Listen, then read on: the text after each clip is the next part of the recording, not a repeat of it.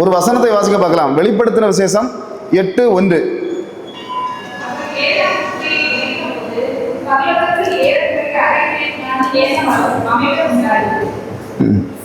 எங்க அமைதல் உண்டாயிட்டு? வெள்ளிச்சந்தையில மணவளையில அமைதல் உண்டானது எங்க? பரலோகத்தில் அமைதல் உண்டானது அப்படின்னு சொல்லப்படுது. இதுல என்ன ஒரு விஷயம் என்னன்னா, 7ஆம் முத்திரை. அந்த 7ஆம் முத்திரை முதல்ல ஏற்கனவே ஒரு 6 முத்திரை உடைக்கப்படுகிறது. அப்ப எல்லாம் ஒரு அமைதி உண்டானது அப்படின்ட்டு பைபிள்ல எங்கேயுமே சொல்லப்படலை. ஆனா 7வது முத்திரையை உடைக்கும் போது அமைதி உண்டானது அப்படின்னு சொல்லப்படுது. அப்ப ஏன் இந்த அமைதி உண்டானது? ஏதாவது சாத்தியமே இல்லாத ஒரு இடம் தான், அமைதி வருவதற்கு ஒரு சாத்தியமே இல்லாத ஒரு இடம் தான் பரலோகம். கோடிக்கணக்கான தூதர்கள் எப்ப பார்த்தாலும் பரிசுத்தர் பரிசுத்தர் அப்படியே சொல்லிட்டு இருக்காங்க அப்படின்னு அதுல பைபிள் வசனங்கள் சொல்லுது.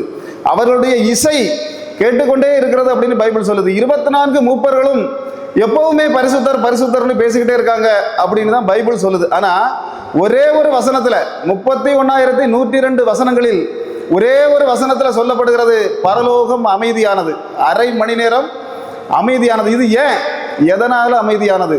இந்த விஷயங்களை அறிந்தாலே இங்க கேட்டுக்கொண்டு இருக்கிற அத்தனை பேரும் பரலோக ராஜ்யத்திற்கு தகுதியாக மாற முடியும். அல்லேலூயா. அமைதி அப்படிங்கிறது பூமியில் அநேக இடங்கள்ல பார்க்க முடியும். இப்போ நான் போன வாரம் 2-3 மாவட்டங்களில் போய் தங்கியிருந்தேன் ஒரு வாரத்தில். தூத்துக்குடி, பார்த்தீங்கன்னா கோயம்புத்தூர், இப்படியெல்லாம் 1-2 நாட்களில் தங்கி இருக்கக்கூடிய ஒரு வாய்ப்பு கிடைத்தது. அப்போ தூத்துக்குடியில் போனால் திடீர்னு பார்த்தா பவர் கட்டு அப்படின்னு 3 மணி நேரத்துக்கு மேலே பவர் கட்டு. சரி, அப்போது ஜனங்கள் எல்லாம் கொஞ்சம் கோபமாக இருக்கிறாங்க.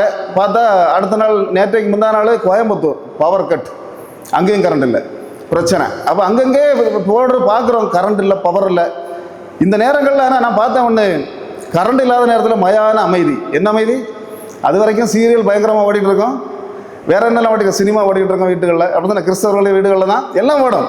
இது போன உடனே அநேக அக்காமாருக்கு தான் பிரச்சனை. இப்போ என்ன பிரச்சனைனா, கரண்ட் இல்லைன்னா ஏற்கனவே பார்த்துட்டு இருக்க சீரியலில் பாதி காணாது. பிறகு திரும்ப பார்க்கும்போது அங்கே பார்த்துட்டு இருந்த நபர் செத்து போயிருப்பார்.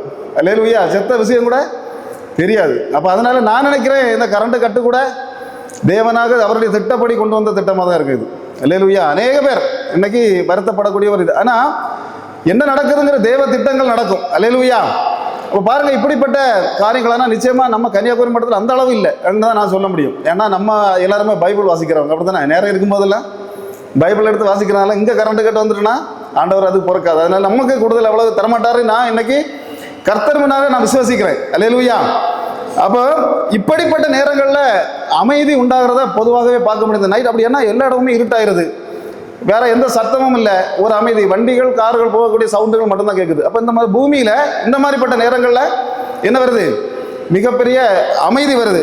ஆனால் பரலோகத்தில் அமைதி வருகிறது.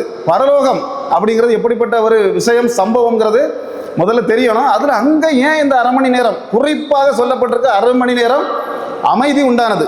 அதில் எதனால உண்டானது அப்படின்னு கேட்டால், 7 முத்திரைகளில் ஒரு முத்திரை, 7வது முத்திரையை உடைக்கும் போது உண்டானது. அப்போ 7 அது எங்கே இருந்து முத்திரை உடைச்சாங்க, யார் உடைத்தார்கள்? அப்போ முத்திரை உடைத்தது 5வது அதிகாரத்திலே சொல்லப்படுகிறது. 1வது வசனத்தில் ஒரு புஸ்தகம் இருக்கிறது. என்ன புஸ்தகம்? அதை வாசிக்க பார்க்கலாம்.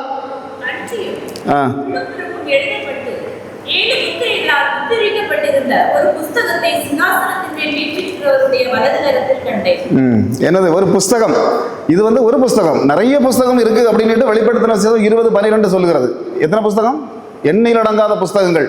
அதுல ஒரு புஸ்தகம் தான் நம்முடைய கையில இருக்கக்கூடிய பைபிளும். அல்லேலூயா. இங்க தந்திருக்கிறது ஜெராக்ஸ் தான், ஆனா ஒரிஜினல் அங்கதான் இருக்கு. அந்த ஒரிஜினலையும் அநேக புஸ்தகங்கள் திறக்கப்பட்டன அப்படின்னு வெளிப்படுத்தின 20:12 சொல்லுகிறது. அப்போ அந்த புஸ்தகங்கள் திறக்கும் போது இந்த புஸ்தகமும் திறக்கப்படும், நம்ம பைபிளும் திறக்கப்படும். இந்த பைபிள் திறக்கும் போது அங்கே அந்த பைபிள் படி நடக்காதவங்க யாருக்கும் அங்கே சீட்டு கிடையாது. அல்லேலூயா.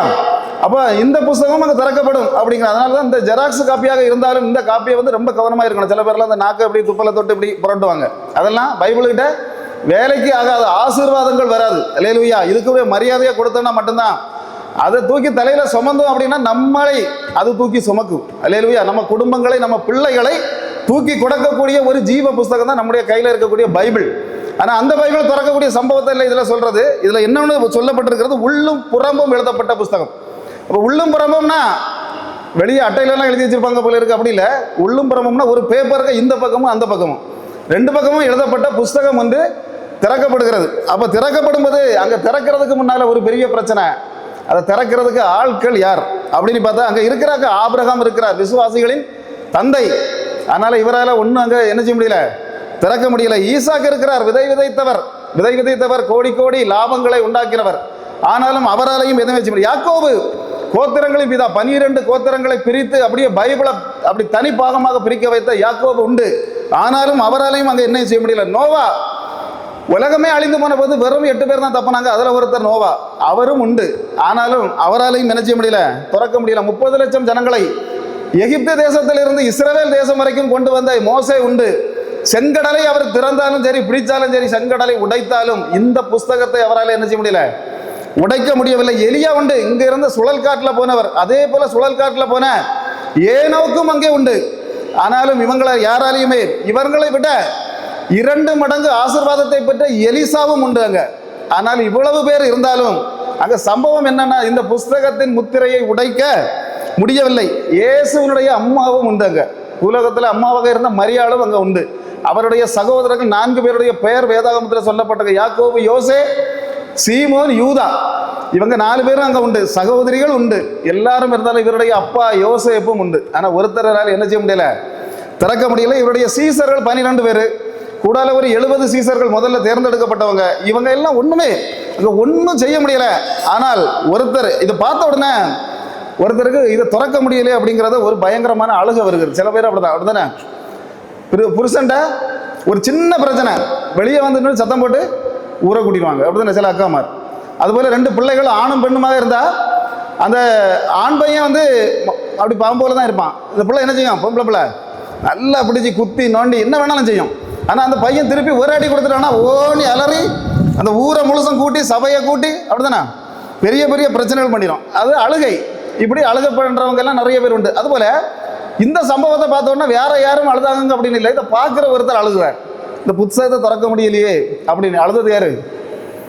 இந்த தரிசனத்தை பார்த்தா யோவான் ஓன்னு சொல்லி அழுறாரு, இதை திறக்க யாருமே இல்லையே அப்படின்னு.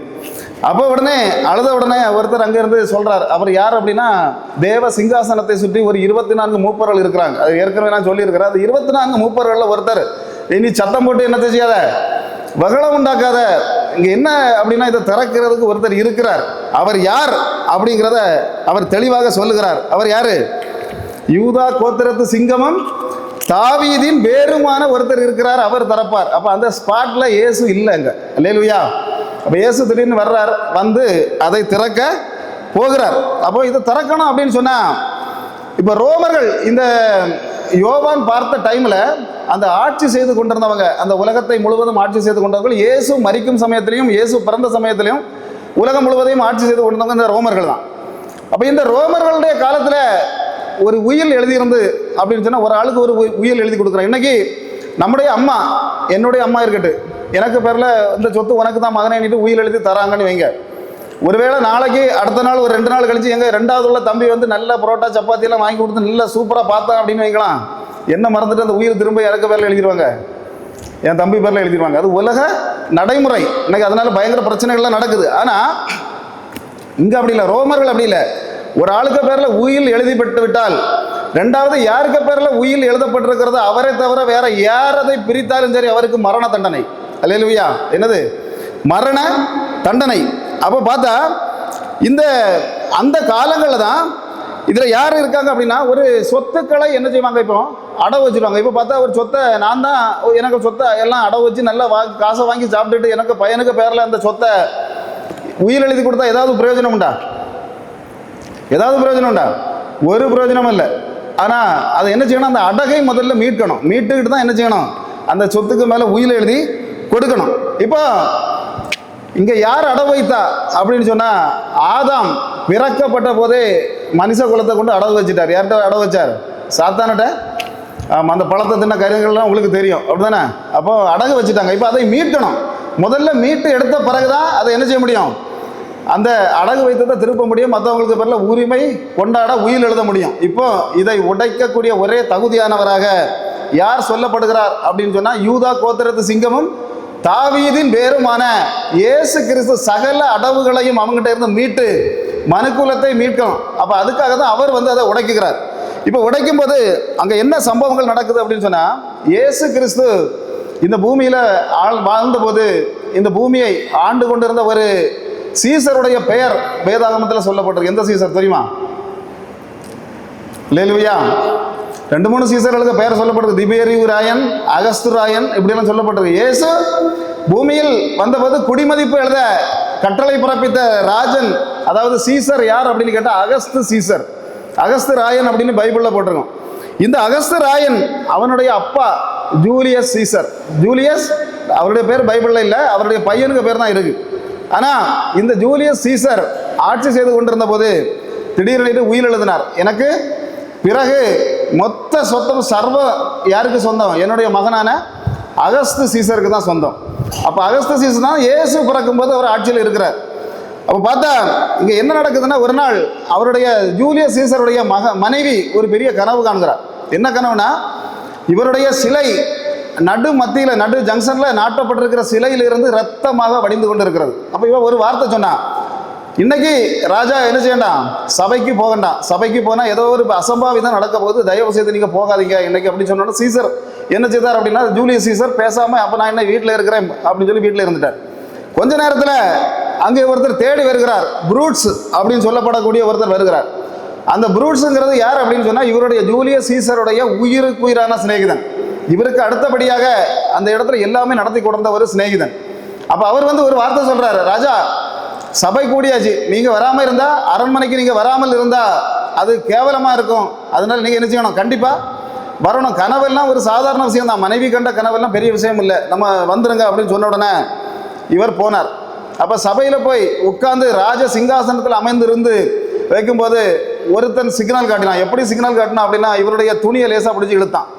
இழுத்த உடனே அங்கேருந்து எழும்பி வந்த 60 பேர் 60 கத்திகளோடு 60 குத்துக்கள் குத்துனாங்க. எத்தனை பேர்? 60 பேர் மாறி மாறி கத்தி வச்சு இந்த ஜூலியஸ் சீசரை அந்த இடத்துலயே குத்தி சரித்தார்கள். ஆனாலும் உடனே இவர் ஒரு சத்தம் போட்டு சொன்னார், என்னுடைய நண்பன் எங்க, புரூட்ஸ் எங்க ஒரு சத்தம் போடும்போது புரூட்ஸ் அங்கிருந்து வந்தார். புரூட்ஸ் இவங்க வச்சிருந்த கத்தியை விட பெரிய கத்தியை அவர் கையில் வச்சிருந்தார். அல்லேலூயா. இப்போ குத்தி சரித்து அவர் மரித்து போனார். ஆனாலும் மரித்தாலும் அதுக்கு பிறகு நடந்த சம்பவம் என்னன்னா, அவர் எழுதி வைத்திருந்த அந்த உயில் வந்து அங்கே வேலை செய்தது. என்ன, எனக்கு பிறகு யார் தான் காரணம்? என்னுடைய மகனுக்கு பேரில் தான் இந்த நாடு முழுவதும் பேரணும். அதனால அந்த புரூட்ஸ் தலைமையிலான எந்த ஆளுக்கு மேலே எப்படி தான் குத்தி கொண்டாலும் என்ன செய்ய முடியல, அந்த ஆட்சியை சர்வாதிகாரத்தை அவங்களால பிடிக்க முடியல. திரும்பவும் அகஸ்து சீசர் தான் ஆட்சிக்கு வருகிறார். அவர் இயேசு கிறிஸ்துவின் காலத்தில் அவர் தான் ஆட்சி செய்கிறார். அப்போ இப்படி அந்த முத்திரை அப்படிங்கிறது அந்த ரோமர் காலங்களில் அவ்வளவு பெரிய எஃபெக்டான ஒரு காரியம். அப்போ அதுபோல தான் பரலோக ராஜ்யத்தில் இருக்கக்கூடிய இந்த முத்திரை, 7 முத்திரை இந்த புஸ்தகங்கள்ல வைக்கப்பட்டிருக்கு. இதை உடைக்கணும். அப்போ உடைக்கிறதுக்கு முன்னாடி சில சம்பவங்கள் சொல்லப்படுகிறது. 6 முத்திரைகள் உடைக்கிறாங்க. 6 முத்திரைகள்ல முதல் முத்திரை உடைக்கும் போது ஒரு 4 குதிரை வீரர்கள் வர்றதை அந்த வேதாகமத்தை நீங்க வரிசையா வாசிக்கணும். 5வது அதிகாரத்திலிருந்தே பார்த்தா தெரியும். 4 வீரர்கள் 4 முத்திரைகளை உடைக்கும் போது ஒருத்தன் உலகத்தின் மேல் அதிகாரம், இவன் வந்து சர்வ நாசப்படுத்துகிறான் உலகத்தை. 2வது முத்திரை உடைக்கும் போது யுத்த வீரன் ஒருத்தன் வருகிறான். இவன் வந்து யுத்தத்தினால சர்வ நாசம் பண்ணுகிறான் இந்த பூமியை. பார்த்தா அதுக்கு அடுத்த குதிரை மேல இருந்தவன் பஞ்சத்தின் அதிபதி. இவன் பஞ்சத்தை அனுப்பி, இன்னைக்கு எல்லா பஞ்சமும் வந்தாச்சு, அப்படிதான் யுத்தங்களும் வந்தாச்சு, பஞ்சங்களும் எல்லாமே வந்தாச்சு. இன்னைக்கு தெளிவாக வேதாகமம் வாசிப்பவர்கள் இந்த குதிரை வீரர்கள் எல்லாம் வந்தாச்சு அப்படிங்கிறது தான் உண்மை. அல்லேலூயா. கடைசி 4வது வரக்கூடிய குதிரை வீரனுக்கு மரணம் என்று பெயர். அவனுக்கு பேரே மரணம் தான்.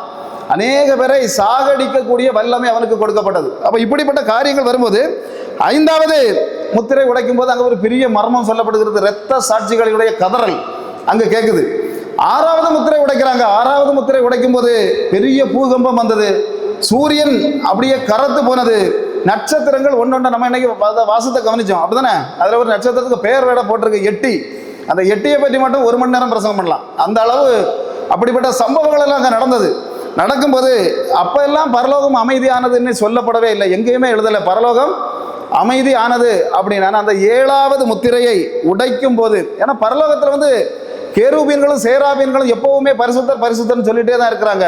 இந்த 24 மூப்பர்களும் பரிசுத்தர் பரிசுத்தர்னு சொல்லிக்கிட்டே இருக்காங்க. வெளிப்படுத்தின விசேஷம் 7வது அதிகாரத்தில் குருத்தோலை பிடித்த ஒரு கூட்டம் சொல்லப்படுகிறது. இந்த கூட்டமும் எப்பவுமே பரிசுத்தர் பரிசுத்தர் தான் சொல்லி கொண்டிருக்கிறாங்க அப்படின்னு சொல்லப்படுது. என்ன 1,40,000 பேர் சொல்லப்படுது, இவங்களும் அதே தான் பேசிக்கிட்டு இருக்காங்க. அப்போ அங்கே அமைதியே ஏற்பட வாய்ப்பில்லை. ஆனால் இந்த 7வது முத்திரையை உடைக்கும் போது பயங்கரமான ஒரு ஊசி விழுந்தா கூட, இந்த இடத்துல இப்போ இன்னைக்கு ஊசி இப்போ விழுந்தாலும் கேட்கும் போல இருக்கு. அந்த அளவு எல்லாரும் அமைதியா இருக்கிறீங்க. தூக்கம் வந்து தான் இருக்கிறீங்களா, இல்லை மெசேஜுக்கு மேலே அப்படியே ஆர்வமா இருக்கீங்களாங்கிறது தெரியல. ஆனாலும் பரலோகத்தில் இப்படி ஒரு காரியங்கள் நடக்குது. இப்போ உலகத்தில் முதல் உலகப் போர் உங்களுக்கெல்லாம் தெரிய வாய்ப்பில்லை. வயசு மூத்தவங்க இருந்தாங்கன்னா உங்களுக்கெல்லாம் ஒரு தெரிந்திருக்கலாம். அல்லேலூயா. கிட்டத்தட்ட 1914வது வருஷத்தில் நடந்தக்கூடிய, அந்த 14வது வருஷத்தில் யாரும் இருந்திருக்க மாட்டோம். அப்படி தானே இருந்திருந்தாங்க. இன்னைக்கு 100 வயசுக்கு மேலே ஆயிருக்கும். 14வது வருஷத்தில் நடந்த ஒரு யுத்தம் தான் முதல் உலகப் போர். 4 வருடங்கள் 1918 வரைக்கும் நடந்த யுத்தம். பார்த்தீங்கன்னா 2 பிரிவாட்டு நாடுகள் பிரிந்தது. ஒன்று ஐரோப்பா, பிரான்ஸ், இத்தாலி, ரஷ்யா, இதெல்லாம் ஒரு டீம். இன்னொரு பக்கத்தில் பார்த்தீங்கன்னா ஆஸ்திரேலியா, ஜெர்மனி, இப்படிப்பட்ட டீமும் இன்னொன்று. அப்படி 2 டீமும் வரும்போது திடீர்னு ஒரு மொத்தத்தில் பேச ஆரம்பித்தாங்க. நம்ம சமாதானமாக போயிடுவோம், போரெல்லாம் வேண்டாம் அப்படின்னு. அந்த சமாதானமாக ஒரு 3 நாட்கள் உலகம் முழுவதும் அமைதி நிலவியது, பயங்கரமான அமைதி. ஆனால் திடீரென என்ன நடந்தது அப்படின்னா, ஆஸ்திரேலியாவின் பட்டத்து இளவரசனை ஒருத்தன் கொலை செய்தான். அதை காரணமாக வைத்து திடீரென உலக போர் ஆரம்பித்தது. அல்லேலூயா. 1.5 கோடி ஜனங்கள், 1-2 இல்லை, 1.5 லட்சம் இல்லை, 1.5 கோடி ஜனங்கள் சம்பவ இடத்திலே பலியான ஒரு மகா போர். ஆனால் அதுக்கு முன்னால் 3 நாட்கள் மகா அமைதியானது அப்படின்னு சொல்லி எந்த சரித்திரத்திலையும் நீங்கள் எடுத்து வாசித்தா தெரியும். அப்போ இப்படி பரலோகத்தில் மிகப்பெரிய ஒரு அமைதி வருதுன்னா அதுக்கு பின்னால் ஏதோ ஒரு சம்பவம், பெரிய சம்பவம் நடக்க போகிறது இந்த பூமிக்கு அப்படிங்கிறதான் அர்த்தம். இப்போ இந்த சம்பவத்தை தரிசனமாக காணக்கூடிய யோவானை கொண்டு பத்மதீவில் வச்சு தான் இவர் இதை காண்றார். இவரை கொண்டு பத்மதீவில் அடைத்த ஒரு ராஜா இருந்தான், டொமிஷியன் சக்கரவர்த்தி. தி டொமிஷியன் சக்கரவர்த்தி, கிரேட் டொமிஷியன் அப்படின்னு சொல்லுவாங்க. இந்த டொமிஷியன் சக்கரவர்த்தி கூட அவன் என்ன செய்வான் அப்படின்னா, இன்னைக்கு ஒருத்தனுக்கு மரண தண்டனை கொடுக்கணும் அப்படின்னு சொன்னால் சபைக்கு முதல்ல வரவேற்பான். அப்போ எல்லாரும் சபையில் கூடியிருக்கும் போது அவனுக்கு கன்ஃபார்மாக மரண தண்டனை தான், அவனுக்கு சாவு தான் அப்படின்ட்டு இவன் தீர்மானித்தால் அந்த அரண்மனை முழுவதும் முதல்ல 2 மணி நேரம் அமைதியாக இருக்குமா. அப்படியே அவனையே முறைச்சி பார்த்துக்கிட்டே இருப்பானா. அப்படியே அந்த குற்றவாளியை பார்த்துக்கிட்டு இருந்தாலே அந்த குற்றவாளிக்கு தெரிஞ்சு போயிடும், நமக்கு மரண தண்டனை இப்போ உடனே நிறைவேற்றப்பட போகிறது. அதாவது இவன் பார்க்கக்கூடிய அந்த 2 மணி நேரம் அமைதியான பார்வையிலேயே நமக்கு மரண தண்டனை தான் அப்படிங்கிறது தெளிவாக தெரிந்திடும். அதனால தான் யோவானுடைய சரித்திரத்தில் கூட எழுதி வச்சிருக்கு, யோவானை பல மணி நேரமாக அமைதியாக இந்த டொமிஷியன் பார்த்து கொண்டே இருந்தான். அதனால தேவன் பார்த்து கொண்டிருந்ததுனால டொமிஷியன் பார்த்தா ஒன்றும் நடக்கலை. அவரை பத்மதீவுக்கு நாடு கடத்தினாங்க, அவரை கொலை செய்ய முடியவில்லை. அப்போ இப்படிப்பட்ட சம்பவங்களில் என்ன ஒரு விஷயத்தை நான் சொல்கிறேன் என்னன்னா, ஒரு அமைதியாக பார்த்தீங்கன்னா சுனாமி வந்த டைமில் கூட அங்கே இருந்த மீனவ நண்பர்கள்ட்ட நாங்கள்லாம் உடனே போய் பார்க்க போயிருந்தோம். நாங்கள்லாம் போகும்போதெல்லாம் 1-2 பிள்ளைகளுடைய கால் பாகம் தான் அப்படி பாறைக்குள்ளே தலை போய் இருக்குது. நம்ம கடியப்பட்டினத்தில் கூட கால் பாகம் மட்டும் வெளியே தெரிஞ்சு, அந்த அளவு இந்த சுனாமி டைம்ல எல்லாம் ரொம்ப மோசமான சம்பவங்கள்லாம் நடந்தது. ஆனால் அங்கே இருக்க அந்த மீனவ நண்பர்கள் எல்லாம் எங்கெல்லாம் வந்து தங்கியிருந்தாங்க, எங்கள் வீடுகள் எல்லாம். அவங்கள்ட்ட கேட்டபோது அவங்க சொன்ன விஷயம் என்னென்னா, அந்த சுனாமிக்கு முன்னால் ஒரு மயான அமைதி ஏற்பட்டது. என்னது ஏற்பட்டது? கடலெல்லாம் அப்படியே அலை ஒன்றும் இல்லாமல் அப்படியே சாந்தமாக இருந்தது. ஆனால் சாந்தமாக இருந்த நீ சந்தோஷப்பட வேண்டிய சமயம் இல்லை. அடுத்தது வந்தது என்னது? சுனாமி. பல நாட்டு லட்சக்கணக்கான ஜனங்களை என்ன செய்து காவு வாங்கிட்டு போயிட்டு சுனாமி. அப்போ அந்த இடத்துலையும் என்னது? அமைதி இருக்கு. ஆனால் அமைதிக்கு பின்பாக மிகப்பெரிய ஒரு சம்பவம் நடக்க போகுது அப்படிங்கிறது தான் இந்த வசனம் சொல்லுகிறது. இன்னைக்கு நீதிமன்றம், நம்முடைய நாகர்கோவில் நீதிமன்றத்தில் போய் நிற்கிறோம். ஒருத்தருக்கு பயங்கரமான தண்டனை கொடுக்க போறாங்க. அப்போ தீர்ப்பு நீதிபதி வாசிக்கும் போது வெளியே நிற்கிறவங்களாம் சத்தம் போட முடியுமா? சத்தம் போட்டு இருக்க முடியுமா? ஒன்றுமே பண்ண முடியாது. அப்படியே அது என்ன சொல்றாருங்கிறது அப்படியே கேட்டுக்கிறார். நம்ம பிரசங்கம் பண்ணும்போது என்ன அங்கே இருக்கிறவங்க இங்கே இருக்கிறவங்க எல்லாம் பேசி பேசி நல்ல கலவரம் உண்டாக்கிட்டு இருக்கலாம். ஆனால் நீதிமன்றத்தில் போய் நீதிபதி அங்கே தீர்ப்பு வாசிக்கும் போது என்ன செய்ய முடியாது? ஒரு சத்தம் கூட போட முடியாது. நம்மளாம் கோர்ட்டுக்கெல்லாம் போயிருக்கோம், அதனால தான் சொல்றது. அப்போ பார்த்தா அவ்வளவு அமைதியாக இருக்கும். அவர் எழுதுவார், இவருக்கு தூக்கு தண்டனை அப்படின்னு சொன்னால் தூக்கு தண்டனை, அப்படித்தானே? எதிர்பக்கத்தில் நிற்கிறவருக்கு விடுதலை. அப்போ 2 சம்பவங்கள் நடக்க போகுது. ஒன்று ஒருத்தனுக்கு மரணம், இன்னொருத்தனுக்கு விடுதலை. அப்போ இங்கேயும் அதுதான் நடக்க போகுது. இந்த அமைதிக்கு பிறகு நடக்கக்கூடிய சம்பவங்கள் என்ன அப்படின்னு கேட்டால், ஒரு மகா பெரிய நியாய தீர்ப்பு நடக்க போகுது. இந்த நியாய தீர்ப்புல கொஞ்சம் ஜனங்கள் பரலோகத்திற்கும் கொஞ்சம் ஜனங்கள் எங்கேயும் பாதாளத்துக்கும் அனுப்பப்பட போகிறாருங்கிறதுக்காகத்தான் அந்த அமைதி அங்கே உருவானது. அல்லேலூயா. அப்போ இது ஒரு சாதாரண அமைதி இல்லை. இப்போ கோயம்புத்தூரில் கரண்ட் இல்லைங்கிறதுனால வந்த அமைதி இல்லை, இல்லை மதுரையில் கரண்ட் இல்லைங்கிறதுனால வந்த அமைதி இல்லை. இது எதனால் வந்த அமைதினா, பெரிய ஒரு நியாய தீர்ப்பு இதற்கு பின்னால் ஒளிந்திருக்கிறது. பார்த்தீங்கன்னா ஆபகுக்கு 2:20 சொல்லப்பட்டிருக்கிறது, தேவனுக்கு முன்பாக ஒரு மௌனம் இருந்தது. அல்லேலூயா. செப்பனியா 1:7 சொல்லுகிறது, தேவனுக்கு முன்பாக அமைதி வேண்டும். இப்படிப்பட்ட மாபெரும் அமைதி. இப்போ இன்னைக்கு இதை வாசிக்கும்போது 7 எக்காலங்கள் ஊதும்போது அது என்னது? எரிக்கோ கோட்டையை தகர்க்க போன சம்பவங்களை வாஸ்தவமா இல்லையா? எரிக்கோ கோட்டையை தகர்க்க போகும்போது தேவன் சொன்னது 7 நாளும் நீங்க சத்தம் போட்டுட்டு நடங்கன்னு இல்லை, 6 நாட்களும் அமைதியாக என்ன செய்யணும்? அப்படியே சுற்றி வரணும். அல்லேலூயா. 6 நாட்களும் அமைதியாக சுற்றி வரணும். 7வது நாள் என்ன செய்யும்? அந்த அமைதி கலைக்கப்பட்டு திடீரென என்ன செய்யும்? எக்காலம் ஊத வேண்டும். அது 7 ஆசாரியர்கள் ஊத வேண்டும், 7 முறை ஊத வேண்டும். தெளிவாக சொல்லியிருந்தாரு. அதற்கு பிறகு அந்த எரிக்கோ கோட்டை இடிந்து விழுந்தது. அதுபோல இன்னைக்கு சகல சர்வ நாசங்களும் இடிந்து விழக்கூடிய ஒரு மகா பெரிய அமைதி தான் அந்த அமைதி. பார்த்தீங்கன்னா எரிக்கோவில் ஒரு சம்பவத்தை பார்க்க முடியும். 7 ஆசாரியர்கள் 7 நாட்கள் 7 எக்காலங்களை என்ன செய்யணும்?